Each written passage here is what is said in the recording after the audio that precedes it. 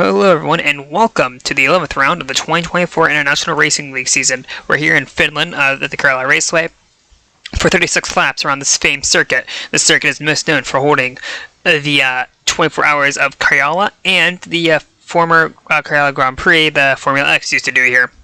The major news item entering this round is that Swift Motorsports after this race will not be at any former rounds or any of the next coming rounds of the season. This is mainly because of Audi pulling out of the sport as a full-time competitor. We don't know if they'll be back at any part-time basis. This has left a few people scratching their heads at why. Zappa won the round around Canada, and Everett Masana has been in the top 10 I think almost every race this season, minus the miscue at Argentina.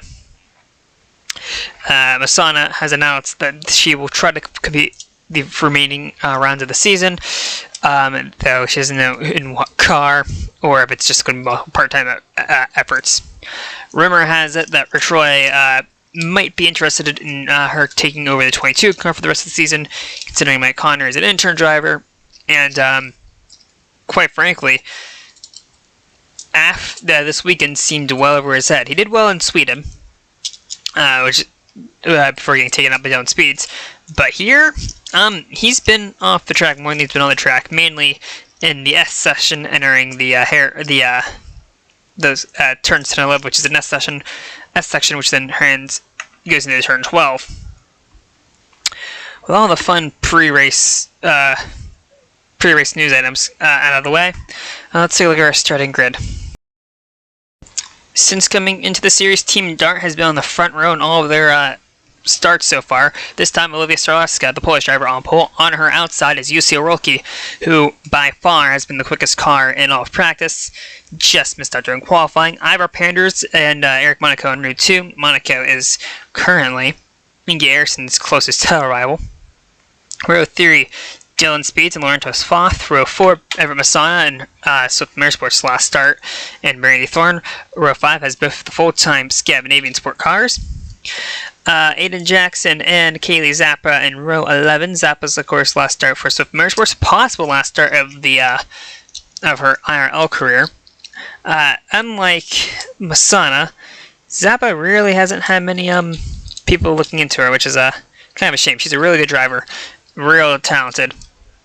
Row 7, Ivan Carson and Callie Merrick. And then row 8 has the two of the three Roy cars, Felix Noquist and Rich Roy. Again, Noquist getting the better of Roy, but Roy didn't seem too upset over that. Edmund Berlin and Inge Eriksson, row 9. Row 10, Wesley Jewell, Kyle Kirkland. Row 11 has Allison Holiday, Matthew Evans. Again, Mid-Atlantic seems to be struggling here. I guess their cars aren't really set up for road courses. And this is, of course, Matthew Evans' probably final start. Injuries has been hampering him a lot after his injury last season at Germany.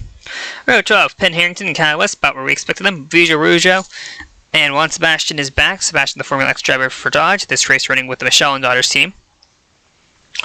Row 14, Ryan Rickshaw and Vladimir Vothanov. Vothanov has been nowhere near the pace we've expected him to be at. Rickshaw is currently running lowest in the full-time cars in the point standings. Ayapo and Salmi and Caitlin Tannerhill, row 15. Row 16 has Independence Trophy driver Lance Templeton, and Mike Connor surprisingly kept it on the road during his qualifying attempt. Gypsy Christie, another Formula X driver, and Tessa Wolf. And then we got Baguette Rigazzoni, Ace Smithley. Smithley has been struggling all weekend. We got the two Rich Ware cars, Jeff Bonner and Malika Alpera. It's a Formula A driver this time, running with Eastwood Motorsports, which is I think this is technically their home race. They're based in Germany. Kelsey Topash had an off in qualifying, and I can't see the name there, but the last car on the grid is Robin Rotara, another Formula X driver, back with the same car he attempted to qualify with. Or, not attempted, he ran the Independence Trophy with last season. A few notes about this car, about the car raceway in general. Abrasive surface, hard on tire wear, however most teams have. Took it easy in the first part of the stint and then really pushed it at the end of the stint. I expect that a lot going into today's race. But as I mentioned in Sweden, it's a very hard track here as Grant plugs into way. Starlastic gets a great start. UC Oroki caught sleeping on the restart. Masana got a good start as well, going underneath the 82 and maybe getting a run on IRL Panders. Entering turn 1, looks like everything's clean. Masana is now alongside the 21. Bulgari, I think, thought about making the move into the 50 car, thinks better of it. Masana's slots back in line, though she does have a peek at the 21 car, trying to get Swift Motorsports one last win in their last start. Deep in the field, looking at Gypsy Christie, and so 5 car. Let's see, we got cars all over the place here. Oh, Cribble, Tannehill's around. So is Rickshaw. That's both Team Star USA cars. That's Mike Connor, the 22. So, big record start of the opening lap. What happened here? We're looking at Caitlin Tannerhill. Voffenloff got loose contact with Rickshaw. Rickshaw really had nowhere to go, and that wiped out both Team Star USA cars in that mess. I see Mike Connor's involved. The 22 car, Christie's, that was the 05 car for one of the Dodge satellite teams. Apple and Selmy's back. That 75 car ahead of him is Juan Sebastian, driving for the Michelin Daughters with a local sponsor. Rumor has it that Juan Sebastian, who drives for Dodge's factory team, might be leaving this team, maybe leaving Dodge at the end of the Formula X season, so I guess this is his way of trying to get into stock car racing. His teammate in Formula X is Gypsy Christie, the 05 car. That team is running under Dodge Racing, which doesn't look anything suspicious considering the 9 sponsorship. And manufacturer, here's Matthews Evans in third car for Swift Motorsports. Weird that this is their last race to get to manage to find the confidence to bring a third car. Evans trying to run down Kyle Kirkland, but Viola has a huge run on him. And up ahead of these guys, here's Felix Noquist's 20 car, the third car for Roy Inc., dealing with Edmund Berlund, who is a factory Dodge driver for Frank Walker Racing. Noquist and Roy have been pretty equal with each other throughout the weekend. Mike Connor has been nowhere near their pace. As back in front of the field, looks like the one car has gotten past Everett Masana and is trying to set up a run at IRL Painters. This one car started all the way back in like 9th place. It's already up to 3rd. At the 3rd, a little contact there, but no harm, no foul. Bulgari Daniels' car is hooked up, and she is flying through the field as there's 3 behind them. Masana fell through the field a little bit. She had a slide in the S's, we believe. But anyway, Bulgari up to 2nd. IRL Panders down to 3rd. These two, Panders very clearly not in championship contention. Bulgari is, though she is hanging on to her teammate's points lead. Ivor, though, I don't think he really cares about the championship. He has a run on his the reigning champion. Stalarska is loving this. The more these two duel, the more she can get away. As though these two seem to be keeping pace with her. Entering this bit of the track, looks like Bulgari throws it in there. Panders throws it back on the inside. Almost runs the one car out of space, though. It looks like he got really tight. Coming down the straight, entering the Selmy hairpin. Yes, the Yapo Selmy's running on a private track named after Yapo Selmy, who is running here today. Dylan Speeds' 82 car, starting to cause a bit of a train. Notice everyone's kind of able to pull away from him, though Sana is stuck behind him. Kelsey Topash, car number 3. Poor qualifying effort stuck her near the rear of the field. She had an up. Same thing with Roman Rotara, and that's 7 car for Alfa Romeo. Same car he ran Independence Trophy with last season. Still strong as ever. As here it comes to the line, he just cleared. Kyle Kirkland has a hell of a run on Felix Noquist. Noquist has a run on the 19. Former teammate, or actually not former teammates. I guess they're former driver. Former stablemates. Let's put it like that. That's Wesley Jewell in the 19. 3 wide, entering turn 1 and. Coming out of entering turn 2, it looks like. For a second, I thought Joel was going to back out of it, though he doesn't. Lang's going to have the preferred line and take the spot. So nice pair of moves made by the Greek driver. Greek's most successful racing driver by a long shot. 1 world title to her name, and a few other race victories to her name. Yossi Oroke is really putting the pressure on Ivor Panders. This car is the fastest car on the racetrack. As I mentioned in the grid piece, Oroke has been by far the quickest car throughout the weekends. Though Stalarska obviously had a better qualifying stop. Speaking of Stalarska's teammate, here's Kelsey Topash. Now he's trying to set up Ted Harrington entering the Selmy hairpin. Lance Templeton is that 46 car behind her. That's Alison Holiday on the outside there, going 3 wide into this S section. That isn't exactly recommended, though it looks like they all move back off. Topash loose, and I think there might have been contact with Harrington, but even without that contact, Topash was going around. So Kelsey Topash's day goes from bad to worse, towards terrible. Throws it in the S's, trying to keep alongside along Holiday. There might have been some contact. That camera angle might have been a bit deceiving, but Topash's day, though not done, is certainly ruined. Here's Miranda Thorne, car number 13, trying to run down Everett Masana. Masana kind of making herself a bit unpredictable, but safe. You can be unpredictable, but as long as you're not, all over the... You can be unpredictable while defending, but as long as you're not a hazard, then the series doesn't really care, and most drivers don't either. Side by side, exiting 1.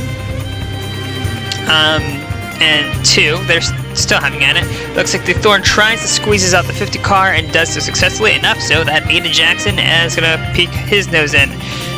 Oroki has gotten past the 1 car and is now starting to set his sights on the leader. And Starlarska, we're going to bring that exit a bit wide, maybe trying to get a better entrance to this corner. Though I think Yossi Oroki, that Inglesby, just a bit more powerful than the Leonard, but still, Starlarska making him fight for the lead. Yossi is eventually going to take the spot. No, Topash, Starlarska around the outside and holding her own against the seemingly all-conqueror Yossi Oroki here, and is going to hold on to the spot by the time we get to the hairpin. So good defensive driving made by Starlarska, but Oroki throws it in. Though, again, better run out of the corner made by that Leonard. So it looks like the 04 car has the better straight line speed. Starlarska has the better exit. And here's Ingi Eriksson, the points leader, currently running just inside the top 10. So Eriksson having a solid run so far. The only issue is that Eric Monaco is up inside the top 5. So not exactly great. I mean, it is still great. You're still going to get these points to haul, but Monaco is closing on her as Yossi Oroki. A solid move coming out of the mallet. Gets the lead. Maybe forced the 8 a little wide, but I don't think anyone's complaining. I don't see any complaints. Here's Robin Rotara, the 7 car, all the way up from 28th after starting in 42nd and last. Trying to get around fellow Scandinavian Felix Nokvist, who I think no matter what happens is a sure bet that he's going to stay as third driver of this team, as they have approached Kelsey Topash, who is all over the place. Remember how I said about being unpredictable? Yeah, that only applies if you're on the lead lap and trying to defend from other cars. I don't know what Topash is doing. This allows Lance Templeton and Penn Harrington to gain on Rotara. Rotara almost goes wide. Templeton seizes an opportunity. Harrington seizes an opportunity. We might have 3 wide coming out of the mallet. 4 wide. Templeton and Rotara make contact, but they keep it straight line. 4 wide down the main straight here at Cariola. 4 wide's not recommended anywhere, especially here, but they just sorted it out. Nice heads-up driving by everyone. Harrington is going to get by the 46 as Rotara is able to hold off the 2 Fords.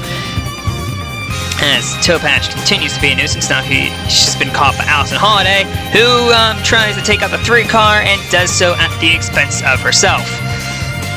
And I think Ace Brown did get a piece. At the 3 and 56, I believe, are going to continue going.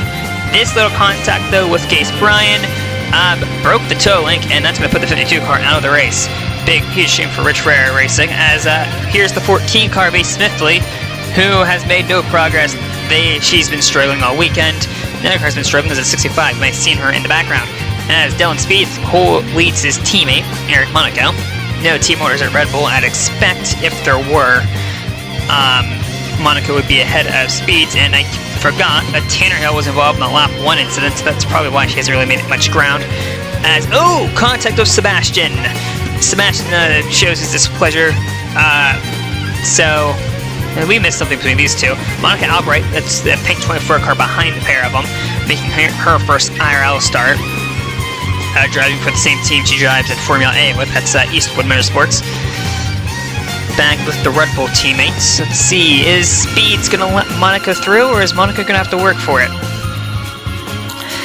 I don't see him getting out of the way and pulling over, which is, I think, a good thing for the sport. Not so good if you're Eric Monaco and the rest of Red Bull Racing trying to run down Ericsson.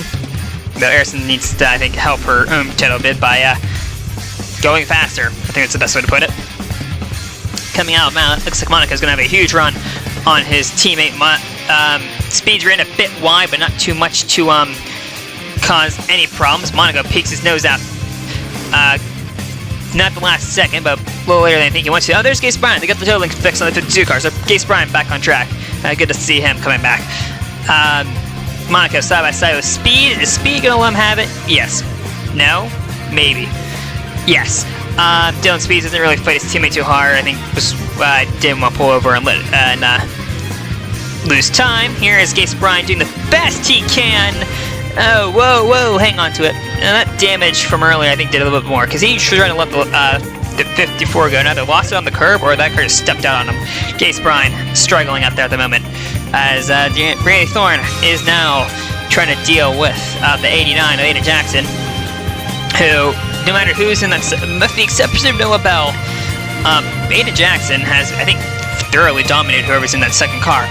Bell probably would be the full-time second driver. We got 3 wide battle for 5th, as D. Thorne slides it wide and is forced to give it the spot. Here comes Inge Eriksson. Eriksson gets past the 89 car. As I was saying earlier, Noah Bell will probably be driving that 39 car, or the, not 39, 96 car currently if it wasn't for his Australian Supercar commitments. Here's Jussi Aroki hitting the pit lane on lap 9. That is way too early. Don't know if he's pitting for tires or fuel, but he's going to have to make another pit stop. There's no way he's going to make it to the end. House and Holidays, both Mid-Atlantic cars have received damage. You know, this one seems a little bit more self-inflicted. Holiday pits at the end of lap 56, and hopefully going to try to make up some ground. Stellaris got pits starting lap 13, and Bulgrade's going to pit the next lap. Let's see, entering the pits now. It looks like the 21 crew is also getting ready for IRL Panders. As you can see, Panders entering at the bottom of the frame. Here's Stellaris on her out lap. There's the 21. And I just saw for a brief second the 1 car way ahead of these 2. So, yeah, you may have seen it at the very top of your screen. So, Bulgrade holds the lead over Stellaris and Panders. Jussi Aroki's strategy is put him back. This is about 5th place, it looks like. And there's the 2 he's surrounded by the 2 Red Bulls and Inge Eriksson. Confirmation there, he's gotten past the 83, he's up in the 4th. Everett Masana has fallen through the grid horribly, and then followed by a bad pit stop. Puts her right around 16th, 17th. So not having a good day. Neither is D. Thorne. The Toyota crew really dropped the pits, really dropped the ball on the pit stops. Now, Inge Eriksson is going to try to make a move on Dylan Speed. Speed's playing defense for his teammate. Trying to go for the points lead, or who's going to take the points lead. Can't do so today with a good enough run, but kind of also dependent on what Inge Eriksson does, as she is side by side with the Floridian, who is trying to fend her off, but doesn't look like it's going to happen. Eriksson has the preferred line entering the straightaway, though Speed still hanging tough in that BMW, and actually looks like got the better run coming down into the Salmi hairpin. Now, Salmi himself has been rather quiet today. Iggy tries to force him out wide. Pro and like I said, well with Speeds, but Speed still remains alongside him as they come into the S's. Let's see here. Ingy throws it in, and a little bit sideways. That's going to cost her, and she's off. So Ingy is forced into a mistake, and that's going to allow Dylan Speeds to hold off the spot. Meanwhile, we got a whole bunch of lap cars catching Mike Connor, who's all over the place, and that's your team owner. And into the wall goes Mike Connor. Rich Roy's day is ruined because of his employee. Emblematic of his season, as Jussi Aroki is by far the fastest car on the racetrack. The only issue is pitted too early to do really anything, and he's off cycle. Yeah, Inglesby and Launch Energy Motorsports are going to be kicking themselves for that error. Don't know if he pushed the tires too long, he was starting to slide, or they just underfueled the car with the hopes of maybe get a huge lead before hitting the pit lane, but that kind of went out the window when he had probably the worst stop imaginable, and he is sliding. Yikes. That car looks evil handling. Jussi Aroki basically forced to hold on to that car, but he is faster than the 21 car of IRL Panders. So I wonder if he can get close to him again, maybe make a huge run coming down the straightaway or something. You see, look how much time he's gained on Ivor.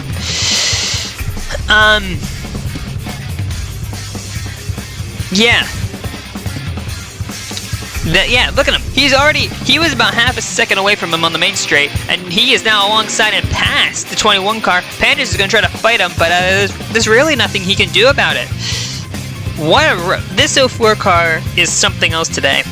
Though I think the team strategy is possibly holding him back. Not UC Rookie. Ingy Harrison is under attack by another yellow and blue car, this time Wesley Joel, who is, honestly has been pretty even with Brandy Thorne, minus the fact that Joel has a pole at California, where DeThorne seemingly cannot shake her Ferrari luck as Wesley gets past the 2 car with no difficulty.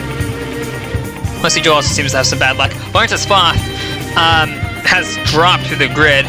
He has been reporting some mechanical issues with this 54 car, so his day is not going so well. And here's the 04's pace. He's basically blitzed the 21 might have fallen back of it because Eric Monaco is all over him. But UC Rookie is flying at the moment. I wonder if the car is told to let him go. That looks more likely because Starlar's going to really even fight him. Ingy Harrison UC Rookie on a different planet, as now Monaco's almost into the side of the 21 car, but Panders trying to hold off the 83 car, not the BMW. Red Bull driver Monaco is going to have the preferred line entering or exiting the S's, though he can hold it around the inside of this 20 car, and this double right-hander. Panders is going to get the momentum coming off the corner, and again, side by side down to the Anselmi hairpin. And further back, looks like similar things about to happen to his teammate. Panders looks like it's slightly ahead of the 83 by the time he gets to the hairpin, but can't clear him. Throws a bit wide. I don't think that maneuver's going to work here. And Monaco holds onto the spot. Panders, huge run coming into the S's now. So Panders fighting for all he's worth. Monaco, though, throws it in, and unlike the 2 car, manages to hold on to the spot and stay on the track. Anyways, the 04 car, here's a battle for the lead. That's not really going to be a battle. Like, just blows by the 1 car. Orolki's on a different planet today. Here's kind of Kirkland fighting Brandy Thorne. This is for, I think, 15th. Thorne probably inside the top 10 if it wasn't for the pit strategy blunder, the pit stop blunder she had over there. Entering the S's. Kirkland trying to throw it in. That was a bit close, but they keep it together, keep it straight, and no problems around these two. As UC Rookie is in. Again, off strategy and probably going to compromise his race. Back with the 26 car. Here's a few laps. Here's on 04's out lap. Kirkland on the curb into the 04, into the 20, and that's all 3 running cars who have found issues in the area. Kirkland's race is over, and here's Monica Alpere doing a pretty good job. Hits the pit lane a few laps after the 04 does, and here comes the 8 car. Looks like West and Holiday's also in. Bulgar Daniel, car number 1, enters the pit lane 1 lap later as standard. And here's her exiting the pit lane, a very good clean pit stop. There's the 21 in the pit lane. I don't see the 8 car, so Bulgar Daniels continues to hold the lead over her Polish rival. UC Oroki is now outside the top 10. I do not think receiving that dent from the 26 car helped. But he is way down the order. Not having a fun time. This 83 car currently runs 3rd. So Eric Monaco, enjoying what he's seeing. Ivor Panders is going to be the car who's going to try to take 3rd away from him and help his teammate in the process, who is all the way down, I think it's 9th. So, Harrison, not having it's still a good day.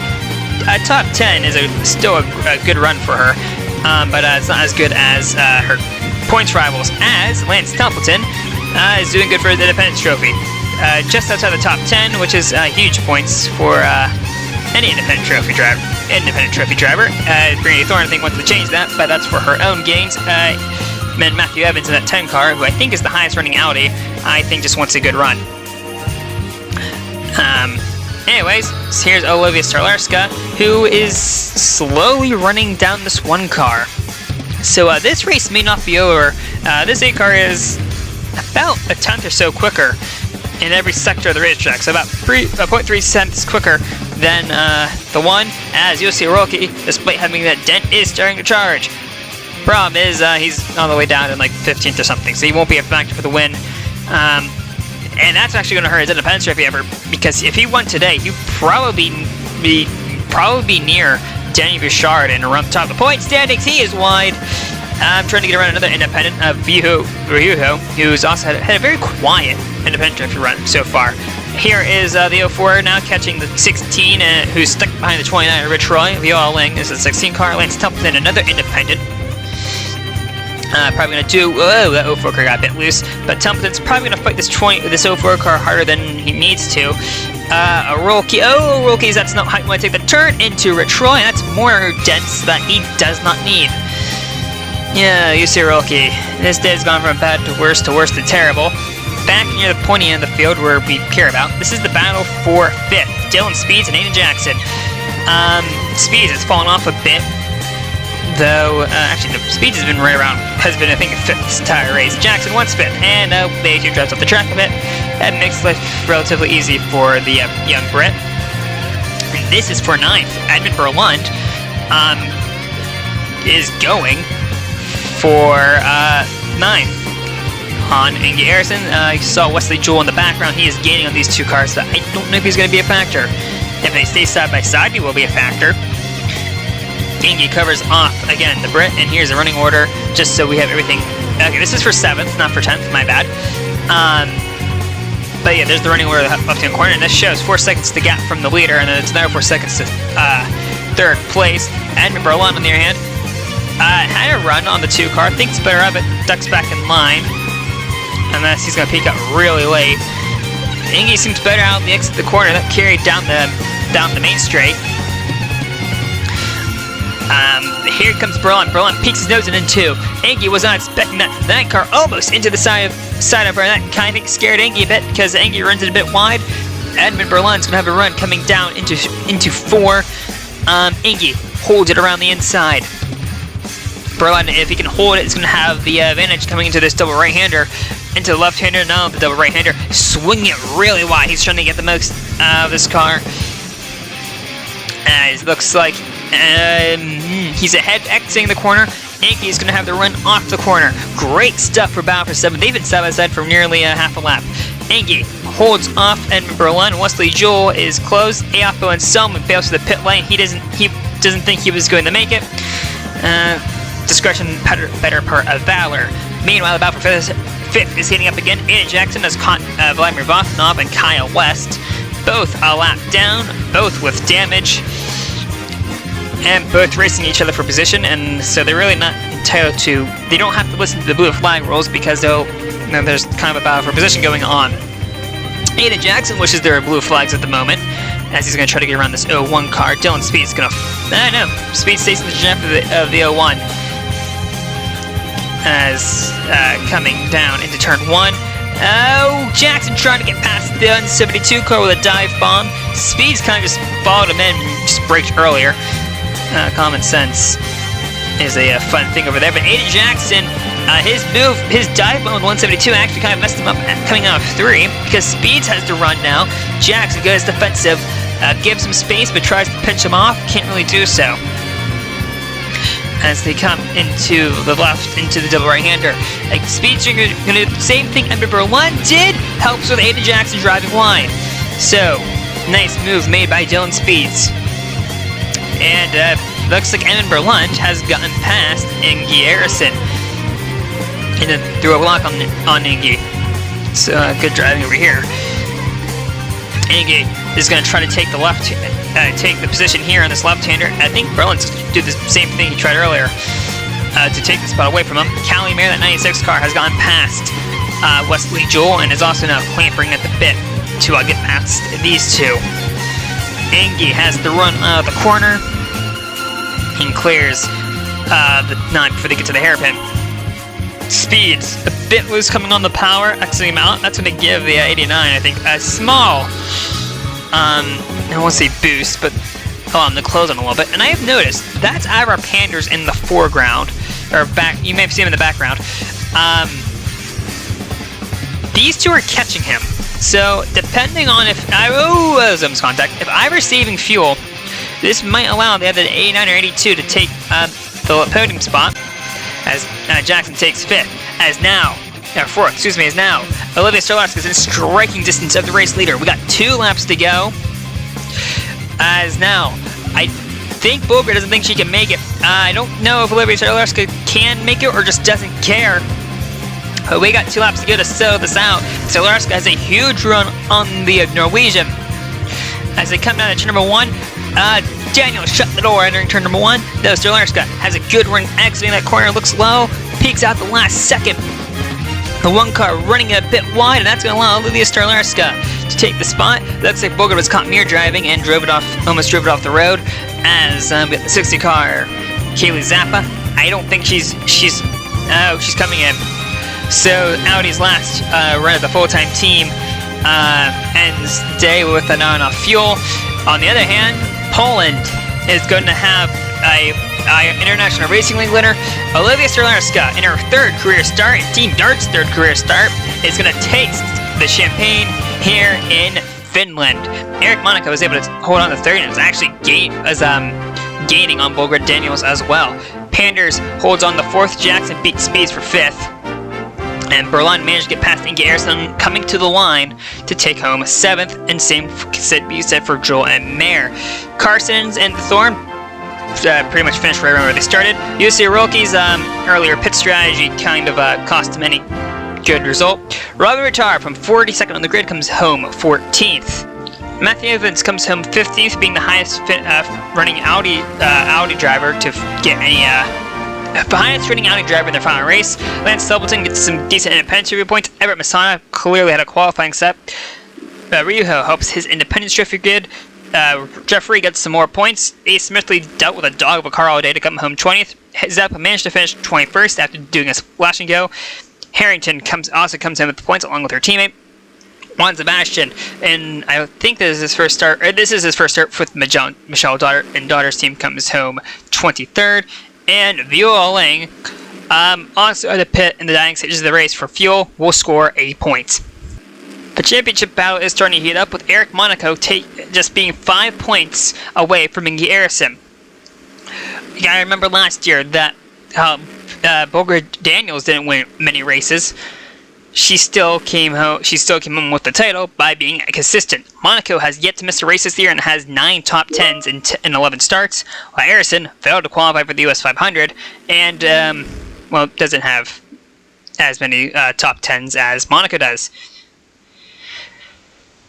As we look through the rest of the grid, Everett Masana currently sits 8th in the points. I don't know if she's going to stay there, but there is rumors, as I said earlier, that she will be joining Rich Roy's team for the remainder of the season. I also like to mention Jeff Bonner in 13th. That team is underfunded, and yet he's ahead of a race winner in the name of Tanner Hill, ahead of Ferrari, despite the fact that Regazzoni has been injured, and is doing a good job regardless. Here's the Independence Trophy. Bouchard still leads, but of course not everyone, mainly Orolki, has completed their 4 mandatory starts. The series is going to head back to Hungary for the first time since 2017. We hope to see you there.